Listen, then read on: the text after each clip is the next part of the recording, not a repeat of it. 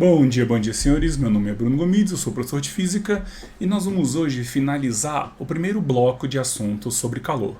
Nós começamos a estudar as variações de temperatura e entender o que significa a energia de agitação, esse paralelo entre energia cinética e movimento molecular e a expressão macro, que é a temperatura. Nós falamos também do primeiro efeito térmico. Qual era o primeiro efeito térmico? Era aquela relação em que quando você entregava ou retirava energia, minha molécula, ao vibrar mais ou menos, ela alterava as dimensões do meu objeto. Então eu tinha a dilatação, que fazia com que ao entrar energia, as moléculas ao vibrarem mais aumentassem o espaço, ou eu estava lidando com a contração na retirada de energia. Estudei dilatação, depois nós conversamos com você efetivamente sobre o quê? Sobre como a minha matéria variava a sua temperatura quando ela recebia ou perdia energia, que era a ideia do calor sensível, você lembra? Quando você tinha energia chegando, as moléculas ao vibrar dilatavam o meu sistema e a expressão da temperatura ela era mostrada dependendo das características do nosso objeto. Nós conversamos também que em certas situações o limite da dilatação era alcançado e com o calor latente eu gerava a mudança de estado. Nós falamos como a pressão externa permite a passagem do sólido para o líquido e nós vamos começar a falar hoje sobre a segunda parte do diagrama de fases. Então, o que a segunda fase do diagrama de fases fala para a gente? Você lembra quando você conversou lá naquela primeira parte do diagrama de fases, em que eu tinha as três substâncias, não é? No estado sólido, líquido e gasoso, uma substância normal que gerava expansão quando você entregava energia na mudança do sólido para o líquido, e no comportamento anômalo, cujo eu tinha um aumento da pressão, uma redução no ponto de fusão, e ao aumentar a pressão o meu sistema era liquefeito. A ideia então é que a gente vai agora estudar a outra parte do diagrama de fases. Que parte é essa? Nós vamos estudar a mudança do estado líquido para o estado gasoso ou do estado gasoso de volta para o estado líquido. A expectativa agora é ver como que a pressão interfere especificamente nessa mudança. Então nós vamos ter agora características únicas específicas das substâncias para esse sistema. O que eu queria ressaltar para vocês é o seguinte: o comportamento anômalo ele só se apresenta quando? Na região entre o estado sólido e líquido, ou seja, na curva de fusão. Na curva de vaporização, que é a curva que vai ligar o estado líquido ao estado gasoso, não existe comportamento anômalo. Então, em todos os casos, ao aumentar a pressão, a minha temperatura de vaporização é deslocada para a direita, tudo bem? E o meu sistema tende a expandir quando ele entra nesse outro estado. Tudo tranquilo, pessoal? Então, vamos estudar agora direitinho o que acontece nessas mudanças de estado. Vamos falar um pouquinho sobre a ebulição e condensação. Então, o que a gente tem que entender aqui? Primeiro, quando a gente entrega calor para uma amostra que se encontra aqui no estado líquido, a pressão constante ela vai subir, né, aumentando a temperatura, até que ela alcance para a pressão específica a temperatura de vaporização. Quando ela alcança a temperatura, vão coexistir líquido e vapor, até que todo o líquido seja convertido em vapor e a partir daqui, acima da temperatura do ponto de vaporização, quando toda a amostra está no estado de vapor, ela vai aumentando de novo a sua temperatura. Então o calor absorvido pelo líquido na mudança de estado é chamado de calor latente de ebulição. Tudo bem? A mesma coisa acontece se eu tivesse a minha amostra no estado de vapor, a mesma pressão da situação anterior. Então sim, se eu for resfriando essa amostra, à medida que ela alcança o ponto de temperatura crítica, o que vai acontecer? Ela vai começar a condensar, ela vai coexistir nesse estado vapor e líquido, e você vai perceber que você terá uma redução de volume até que você tenha agora toda a amostra sendo convertida para o estado líquido e você continuar retirando o calor, ela vai liquefazer e ir reduzindo a sua temperatura. Então eu tenho aqui que o calor latente de vaporização é imódulo igual ao de condensação, se as pressões forem as mesmas. Mas o que acontece se você começar a aumentar a pressão? Então olha só, vamos supor que eu tenho uma amostra aqui, pressão 1, e eu tenho a temperatura 1, como sendo a temperatura necessária para que eu converta do estado líquido para o estado gasoso. Se você for aumentando a pressão, o que vai acontecer? Você vai aumentar a pressão sobre a amostra e vai dificultar com que as moléculas se afastem para que elas possam se separar a ponto de ebulir, de mudar de estado. Então agora elas vão ser mais capazes de absorver energia. Então eu vou deslocar a minha temperatura de mudança de estado mais para frente. O que significa isso? As moléculas agora, para que elas consigam mudar de estado, elas vão precisar ser mais energéticas do que as moléculas na situação anterior. Porque imagine que existe uma força externa empurrando elas, tipo, obrigando elas a ficarem naquela região. Então essa obrigação, essa força externa pela área da superfície do líquido vai fazer com que mais energia seja necessária para que haja mudança de estado. E o interessante aqui é que esse é um bom ponto para a gente diferenciar vapor e gás. Qual é a diferença então entre vapor e gás? Ambas estão no estado gasoso. O que significa isso? Maior agregação, maior separação entre as moléculas. Mas o que realmente diferencia um do outro? O vapor, se você aumentar a pressão sobre ela, ao aumentar a pressão eu vou deslocando a minha curva de líquido para frente. O que significa isso? Qualquer amostra aqui, dentro do meu estado de vapor, pode ser convertida em líquido quando eu aumento muito a pressão. Então vai existir uma pressão capaz de liquefazer a amostra. Quando essa amostra alcança o estado de gás, não interessa a pressão que eu faça, eu não vou conseguir convertê-la normalmente, ou pelo menos eu não vou conseguir, a partir dessa temperatura, liquefazer a amostra por aumento de pressão.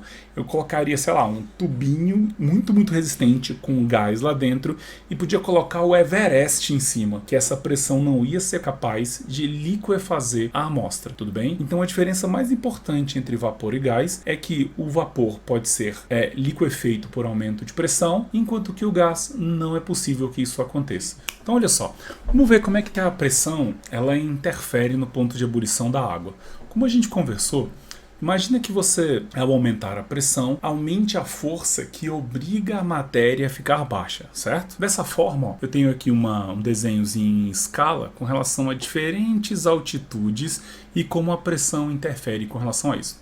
A nível do mar, em que eu tenho toda a coluna, aqueles 40 quilômetros que a gente foi conversando no nosso último encontro, eu tenho a máxima pressão sobre a superfície de qualquer líquido dessa região. Então, a nível do mar, o oceano ele recebe a pressão de toda a camada da atmosfera. Então, naquele ponto, aquela pressão específica é capaz de fazer com que a energia necessária para que a molécula consiga mudar de estado ou ebulir equivale a uma temperatura de 100 graus Celsius. E à medida que você vai subindo, por exemplo, quando eu chego aqui em São Paulo, que está mais alto, 760 metros em relação ao nível do mar, eu já mudo para 98. Brasília está um pouquinho mais alto em escala aqui, é aproximadamente 96 graus Celsius. Se eu for um pouquinho mais para Quito, no Equador, eu chego a 90 graus Celsius. E olha a diferença, eu tenho de 1.170 metros para 2.800. Mais de 1.000 metros de diferença e eu mudei aqui 6 graus apenas na mudança. E eu vou aqui de 2.870 para 3.700 e eu mudo de 90 para 87. Por que essas mudanças aqui são tão próximas aqui? Você lembra? A quantidade de ar maior está nos primeiros 5 quilômetros de atmosfera.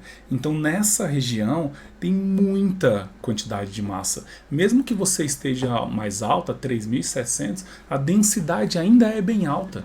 Então você acaba tendo uma pressão relativamente alta em todos os pontos. Mesmo assim você já consegue perceber, por exemplo, que a pressão atmosférica ela é diferente e a influência na ebulição também. Por isso que muitos jogadores de futebol que jogam, por exemplo, nos São Paulo, Rio de Janeiro, que estão mais próximos do nível do mar, quando vão jogar lá no Equador, eles acabam sofrendo muito com isso, porque lá o ar é mais rarefeito. A quantidade de ar por metro cúbico é muito menor. Então você acaba, ao respirar, inflando os pulmões, mas com uma quantidade menor de ar a cada respirada. Então muita gente acaba utilizando elementos como mascar a folha de coca para acelerar o metabolismo, acelerar a pulsação cardíaca, para aumentar a velocidade de respiração. Isso faz com que ele, ao respirar mais rápido, consiga, no intervalo de tempo igual, absorver a mesma quantidade de oxigênio que a gente aqui respirando um pouco mais devagar. Da mesma forma, nós temos aqui uma panela de pressão. Imagine a panela de pressão na qual Você coloca a água, o alimento aqui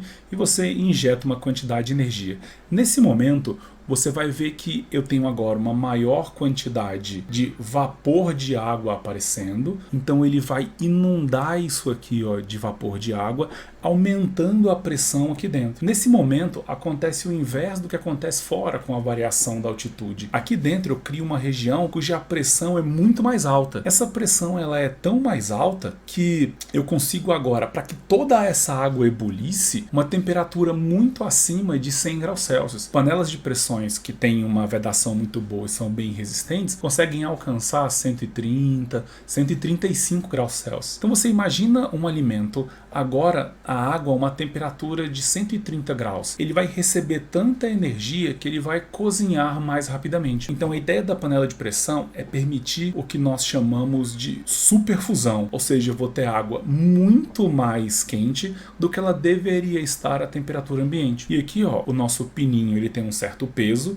então ele pressiona para baixo. Para que a panela não estoure, você vai tendo um aumento de pressão que começa a empurrar o ar aqui. Então quando ele consegue exercer uma força suficiente para erguer o pino, ele levanta e o ar começa a sair para nivelar a pressão. Aí depois de um tempo ele desce de novo para que você possa aumentar a pressão dentro da panela. Já viram a panela de pressão funcionando? Ela fica tss, tss, tss, tss. Então, é o momento em que ele aumenta a pressão, consegue subir o pito, ele libera o ar, diminui um pouco a pressão e ele baixa. Com isso, ele tem a manutenção de uma pressão quase fixa dentro dela, gerando o que? Essa maior temperatura possível para que você consiga cozer os alimentos mais rápidos. Aqui eu tenho uma válvula de segurança para que se aqui entupir, se aumentar a pressão, esse pininho estoura e ele começa a perder pressão para manter a integridade da panela. Então olha só, vamos falar um pouquinho sobre a pressão máxima de vapor. Então, vamos seguir o experimento abaixo.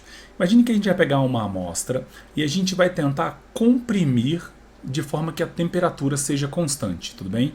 Então o nosso objeto se encontra aqui, ó, no ponto A, com o maior volume possível, e a gente vai comprimir essa amostra. Quando eu venho de A para B e de B para C, eu tenho uma estrutura de redução de volume e aumento de pressão que obedece à lei de Boyle. O que a lei de Boyle fala para a gente? Ó, quando um gás ele sofre uma pressão, uma temperatura constante, variam a pressão e o volume. Então, a proporção entre pressão e volume são constantes. Então, o produto pressão-volume é igual ao produto pressão-volume em todos os pontos dessa transformação, e essa relação é uma constante. Nós temos aqui, ó, o que nós chamamos de uma hipérbole equilátera. Então, essa fase da estrutura mostra a relação entre pressão e volume para todos os pontos. Então, se você conseguir variar o volume e a pressão mantendo a temperatura constante, o sistema vai obedecer à lei de Boyle. Só que isso nem sempre acontece. Quando você começa a comprimir a amostra aqui de A até C, ela obedece, beleza, funciona bonitinho. O grande problema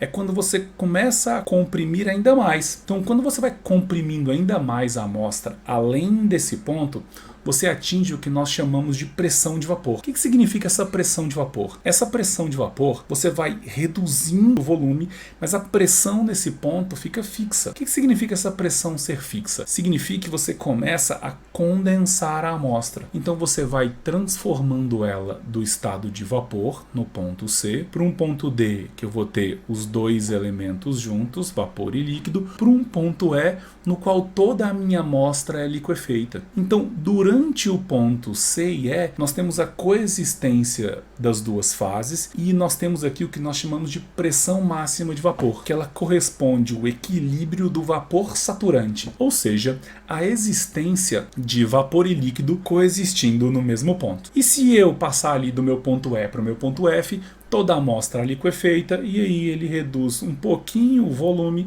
e já aumenta bastante a pressão pela condição do líquido. O interessante é que apenas enquanto eu tenho a isoterma é que ele obedece à lei de Boyle. Dali em diante ele não obedece mais e eu tenho agora uma mudança de estado por aumento de pressão. Sim. Vamos falar então sobre as isotermas de Andrews. Imagina que agora a gente vai repetir o experimento anterior, só que agora em diversas temperaturas diferentes.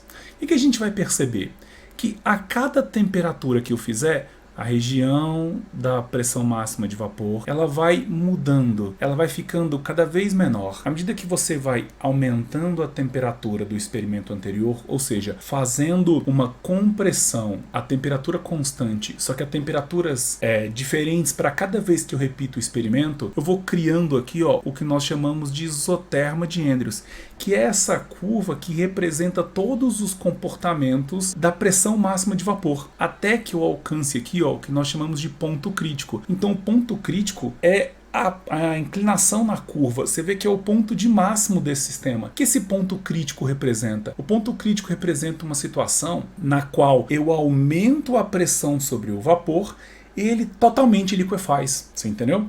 Eu não tenho uma região, um patamar que existem os dois elementos. Então é como se o meu sistema estivesse a essa temperatura crítica exata, ao aumentar a pressão ele condensa automaticamente. Eu não tenho essa zona de conversão do estado de vapor para o nosso estado líquido. Então eu tenho um patamar, ou seja, uma conversão lenta para cada temperatura, e esse meu ponto crítico representa um ponto de mudança instantânea. Então essa curva em azul, ela vai demonstrar para a gente o comportamento que nós temos em diversas temperaturas. Então eu tenho aqui nossas hipérboles quadráticas a temperaturas distintas e distantes umas das outras. O que significa isso? Quanto mais alta a temperatura, mais distante a hipérbole quadrática está do eixo. Se você voltar no gráfico anterior, tá vendo esse gráficozinho aqui? Então eu tenho aqui uma temperatura constante.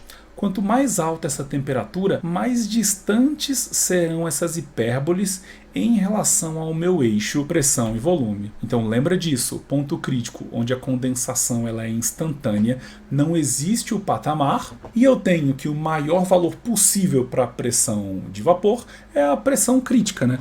Que vai representar a instantaneidade de mudança do estado de vapor para o estado líquido. Mas vamos falar um pouquinho sobre a aplicação dela, que é a ideia da umidade relativa do ar. O que nós temos aqui de importante? Imagina o seguinte, o ar ele é uma mistura de diversos gases, certo? E nesses gases tem o vapor de água. Então o vapor de água ele vai pressionar a atmosfera, pressionar a superfície de um líquido com uma pressãozinha. A gente vai chamar essa pressãozinha, esse F minúsculo aqui, de pressão parcial de vapor. Então quer dizer que existe uma quantidade de água, né, dispersa na atmosfera, e essa pressão parcial é a pressão exatamente exercida por ela, por essa quantidade de água. À medida que você aquece o sistema, você vai fazer com que aumente a quantidade de água na atmosfera. Consequentemente, ela vai aumentar a pressão que ela exerce, até que exista um limite. Esse limite é a pressão máxima de vapor. É quando nós temos o ar completamente saturado de água, em que eu tenha a quantidade de equilíbrio máxima ali de líquido e de vapor de água compondo a atmosfera. Então a umidade relativa do ar, ou o nosso H, ele representa exatamente isso, a razão da pressão parcial com a pressão máxima de vapor. Isso significa que quanto mais próxima a minha pressão parcial estiver da minha pressão máxima, ou seja, quanto mais água estiver na atmosfera, maior é a umidade. Então você vê que Brasília, por exemplo, em muitas épocas do ano tem uma baixa umidade relativa. O que significa? A quantidade de água dispersa na atmosfera capaz de exercer essa pressão parcial de vapor é baixa. Enquanto se você for na Amazônia, por exemplo, você vai ver que a quantidade de água na atmosfera é tão grande que nós chamamos as correntes de ar lá, em muitos casos, de rios flutuantes. Então o ar é tão saturado, que você acaba tendo uma umidade relativa próxima do 100%. Então essa curva aqui mostra a gente isso. Por uma temperatura ambiente, eu tenho essa curva representando a mudança entre vapor e líquido, e eu tenho os pontos da pressão máxima de vapor e da pressão máxima de vapor que nós temos aqui. Pressão parcial e pressão máxima para essa temperatura. Então a ideia da umidade relativa está ligada à taxa de evaporação que você vai ter. Então quanto maior essa diferença, mais fácil é a água mudar, né? Ela evaporar, perder elementos para o ambiente, aumentando a saturação. Então vamos tentar entender agora com que velocidade isso acontece. Então vamos entender um pouquinho da velocidade da evaporação. nós precisamos levar em consideração algumas características aqui. Por exemplo, que tipo de líquido é? Nós sabemos que existem líquidos que são voláteis e líquidos que nós chamamos de fixos. Qual a diferença de um líquido volátil para um líquido fixo? Os líquidos voláteis, eles rapidamente evaporam. O que significa isso? Eles precisam de menos energia para mudar de estado, enquanto os líquidos chamados de fixos, eles têm maior agregação, então eles precisam de mais energia para mudar de estado. Então isso está ligado exatamente nas forças de coesão entre as moléculas. Líquidos voláteis têm essa baixa força de coesão e os fixos têm essa maior força de coesão. Outro fator que interfere na velocidade é a pressão externa. E isso a gente já discutiu ao longo dessas duas aulas. Quanto maior a pressão externa, mais você empurra o líquido para baixo, mais difícil é essa mudança, essa capacidade da molécula de mudar de estado de forma espontânea, de sair para a região externa ao líquido, que você tem uma maior força obrigando as moléculas a ficarem naquele estado. Da mesma forma, eu posso pensar na área superficial. Pensa, quanto maior a área superficial que vai estar com água, maior é a quantidade de pontos em que essa molécula de água pode mudar de estado. Então, quanto maior a área, mais pontos de contato entre os dois meios, maior a interface de separação. Esse aqui é um exemplo que a gente vê que a sua mãe aprendeu, você aprendeu, sua avó sabia, que é como é que você seca a roupa. Quando você vai colocar a roupa no varal, o que você faz? Você não deixa ela embuchada no varal, você estica ela o máximo que você puder. Por que você estica? Porque quando você estica a roupa e deixa ela esticadinha, você aumenta a superfície de contato, você aumenta essa área. Então eu tenho mais elementos que estão com água sendo capazes de quê? De permitir a interação dela com o meio externo, aumentando a velocidade da evaporação. Uma outra coisa é a temperatura, e também ela é óbvio, pensa, quanto maior a agitação molecular, mais rapidamente as moléculas serão capazes de migrar para esse ambiente externo, para o ar e entrando no estado de vapor. Então a umidade relativa também é importante. Então olha que interessante esse desenho aqui, ó. Se você pensar, a evaporação está ligada à molécula sair daqui e migrar para o meio externo. Então a molécula está aqui e ela migra para o meio externo. Se o líquido é volátil, isso é fácil de acontecer, a agregação é baixa. Se a pressão é baixa sobre ela, mais moléculas vão conseguir sair. Se essa área for muito maior, eu tenho maior quantidade de elementos com possibilidade de zarpar. Se eu tenho uma temperatura mais alta, essa agitação permite que haja uma migração mais intensa. E se a umidade relativa também for falsa diferença entre as pressões de vapor e a pressão máxima de vapor, quer dizer que eu vou ter mais espaço para as moléculas passarem, ó. Olha o que acontece quando eu saturo o meio. Eu tenho algumas moléculas ebulindo, né, ou seja, mudando de estado, só que eu também, por colisão, tenho umas retornando de volta para o líquido.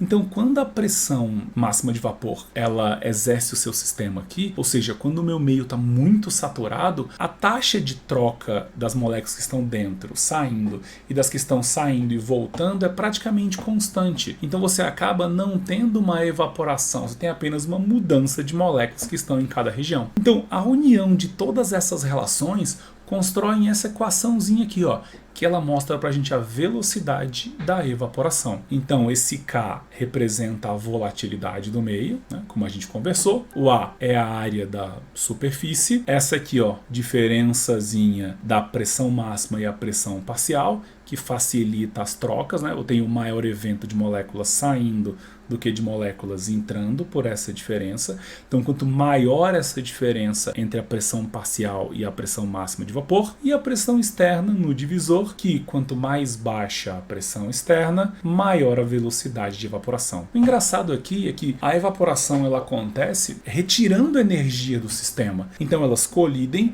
e ganham energia para evaporar. Dessa forma, elas produzem o que nós chamamos de frio por evaporação. O que é o frio por evaporação? Nada mais é do que a retirada de energia do sistema para que cada molécula consiga migrar para o ambiente externo. Por isso que quando você acaba de tomar banho e sai do banho quente, as moléculas evaporam de você e você sente frio. Por isso que quando você deixa um copo com água do seu lado e vai dormir, no outro dia de manhã a água está um pouco mais fria. Ou sabe aqueles filtros de barro? Por que aquela água tem sempre uma temperatura gostosa? Porque, como o barro é poroso, a água vai atravessando os poros e evapora. Só que para evaporar, ela esfria o filtro, tornando a água dentro do filtro mais fria. Quando você estiver andando pela universidade, vá na área de física e peça para fazer um experimento chamado ebulição na câmara de vácuo. E que você vai ver?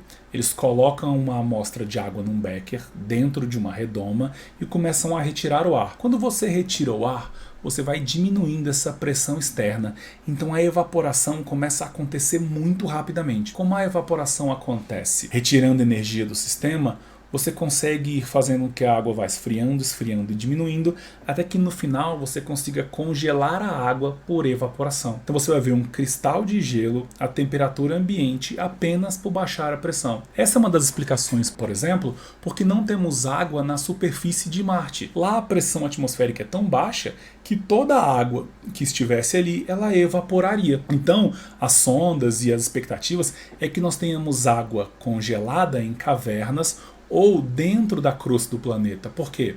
Porque a água da superfície evaporou tanto que a que ficou nas regiões mais internas, pela perda de temperatura na evaporação, foi cristalizada. Então eu vou ter cristais, gelo, a uma temperatura muito mais alta do que o ponto de fusão natural para aquele sistema. Por quê? Porque pela evaporação eu tenho uma redução na energia, podendo, como a gente viu lá atrás, baixar ou retirar a energia do meu sistema até que a minha amostra líquida cristalize. Então nós fechamos aqui o nosso bloquinho de assuntos sobre o diagrama de fases.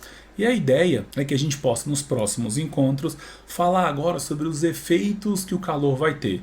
Por exemplo, como ele flui dentro de um sistema, como é que as máquinas funcionam, como os gases se comportam. Tudo bem, pessoal? Nos vemos então. Até a próxima. Não deixe de procurar para tirar suas dúvidas. Mande mensagem para a gente. Entre no Instagram ou coisas parecidas. Muito obrigado. Tchau para todos. Até a próxima.